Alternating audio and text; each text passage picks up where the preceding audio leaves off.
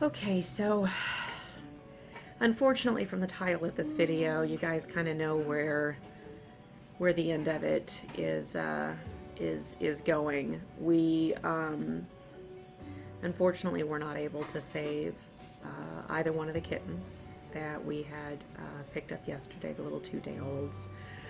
The sibling had passed within 2 hours of me picking them up.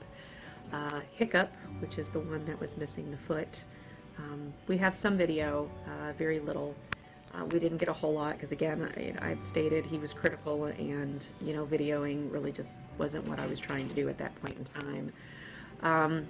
We were doing really good, and things were looking up for him. He was starting to eat. He was gaining weight.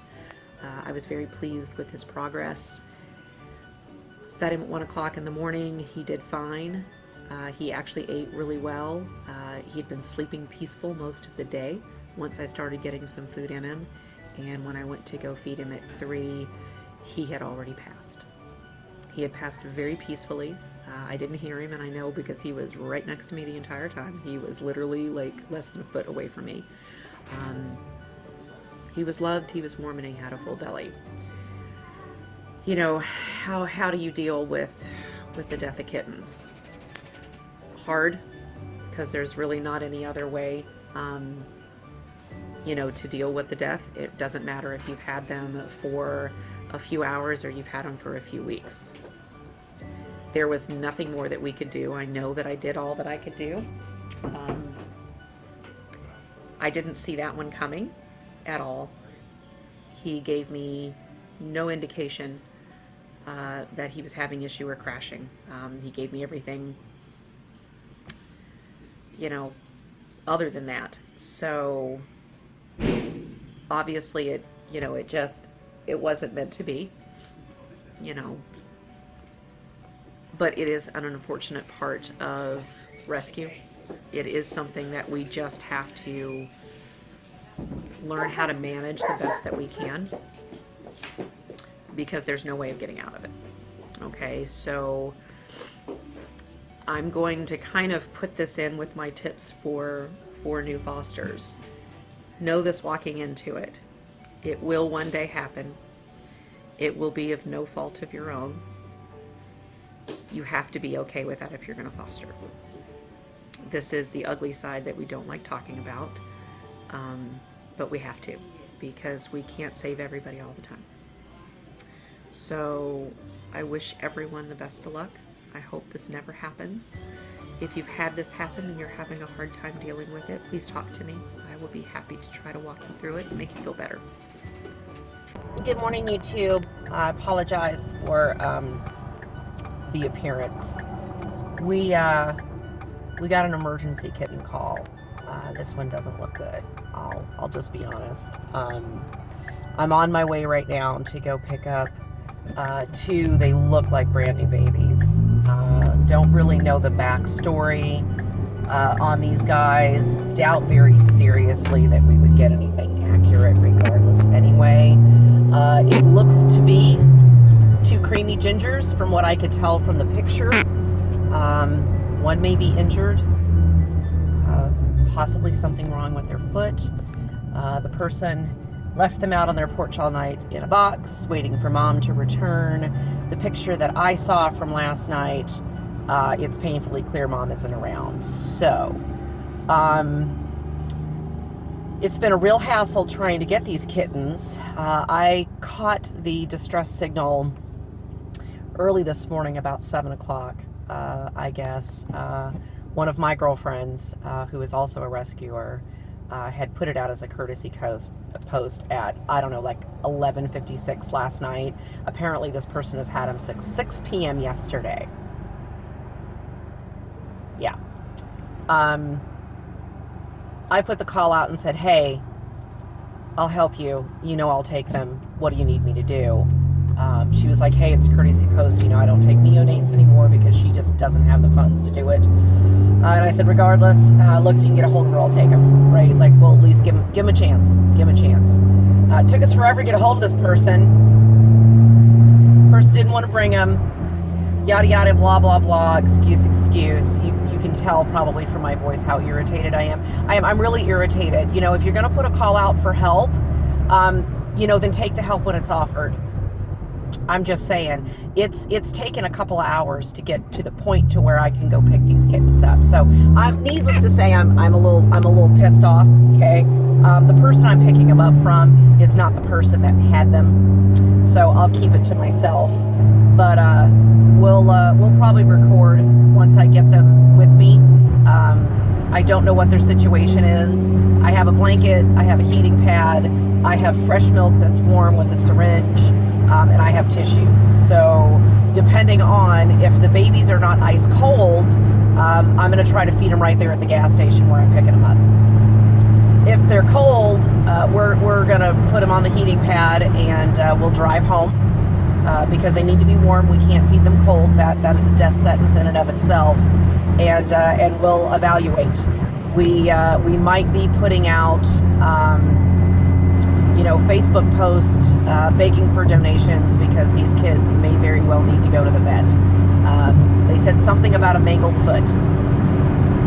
While I have antibiotics, I can't, you know, there's only so much I can do. So we may be having to put out an SOS call to all my friends in Facebook through Lisa, because Lisa's a 501(c), so I'll ask her to get the donations.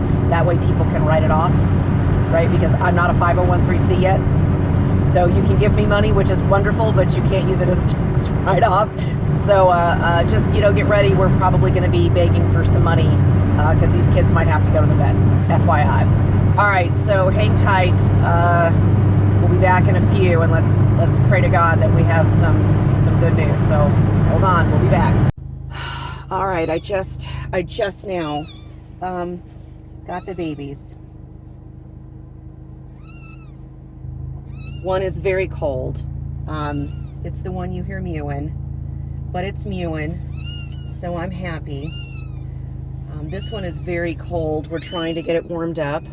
It has a very infected umbilical cord, so we are going to get it on some antibiotics. This poor little baby has already lost a foot. Yeah, okay. That's a boy. All right, Mom. Okay, they're too cold for me to feed. I'm gonna have to get them warmed up.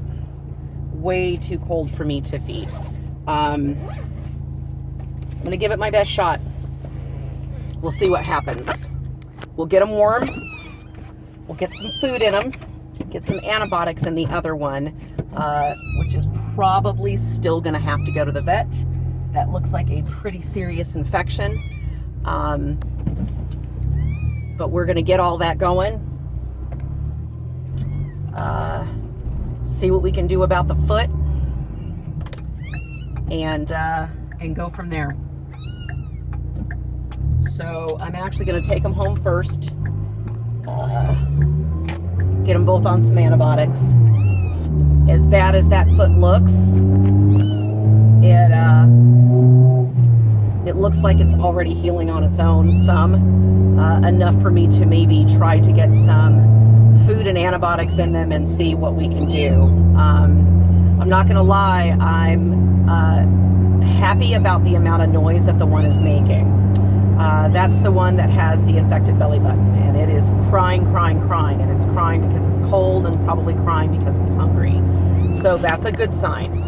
The one with the foot is very quiet. It's way colder than the other one. So I am hoping by the time I get them home that they will be warm enough for me to try to get some food in them and see what happens from there. So guys, I'm going to ask for your prayers for these two little kittens. I will do everything in my power to make sure that they survive. So send your prayers their way. They're going to need it. We'll update later. All right, bye. All right, guys. I just kind of swung in to my vet here in Cleveland. Dr. Poston wasn't available, but her mentor was. Thank God. They're an amazing place, the Animal Medical Center in Cleveland off of Cook Drive. They were kind enough to get me in and just do a quick exam so we could try to figure out how much money we needed to beg for to fix these kids if they make it the next 24 to 48 hours. That's going to be my rule. We're going to see if they'll make it 24 to 48 hours. We got a good shot. This guy was amazing. Like him a lot. He seems to think they've got a good shot. I think they've got a decent shot. You know, he's going to charge me next to nothing to get this taken care of. Amazing. He's going to probably amputate the rest of the bone that's on there. And I've already got the antibiotics that they need, so we're going to start them on that. Start them on some K-Row when I get them home.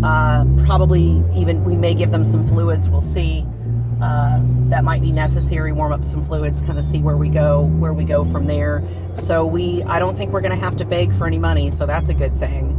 I can handle that amount of money out of my own pocket if I need to. It's worth it if they survive. So continued prayers. Here we go. It's going to be a long couple of days, but we're going to do our best. We'll do our best. Lisa McCraken, thank you for doing all you do, sweetie. Thanks for getting a hold of me. We'll take care of it together. All right, guys. We'll see you later. We're probably going to do a bunch of short videos and just mash them all together, maybe.